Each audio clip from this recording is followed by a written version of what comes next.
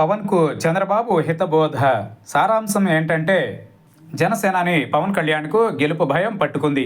దీంతో రెండు చోట్ల పోటీ చేస్తే ఏదో ఒక చోటైనా గెలవవచ్చని అనుకుంటున్నారు. రెండు చోట్ల పవన్ కళ్యాణ్ పోటీ చేయాలని అనుకుంటుంటే చంద్రబాబు మాత్రం రెడ్ సిగ్నల్ వేసినట్లు తెలిసింది.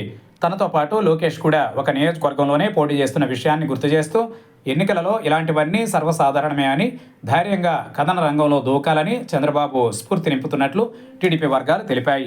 భీమవరంలో పోటీకి చాలా కాలం క్రితమే చంద్రబాబు లోకేష్ నుంచి పవన్ అనుమతి పొందారు. ఒక్కచోటే పోటీ చేయాలని కొన్ని నెలల క్రితమే పవన్కు చంద్రబాబు లోకేష్ స్పష్టం చేశారు. అప్పట్లో వైసీపీపై తీవ్ర వ్యతిరేకత ఉందని, ఎక్కడ నిలబడ్డా గెలుస్తానని పవన్లో ధీమా కనిపించింది. ఎందుకో గాని ఈ మధ్య పవన్లో గెలుపుపై అనుమానం, భయం అంతకంతకు పెరుగుతున్నాయి.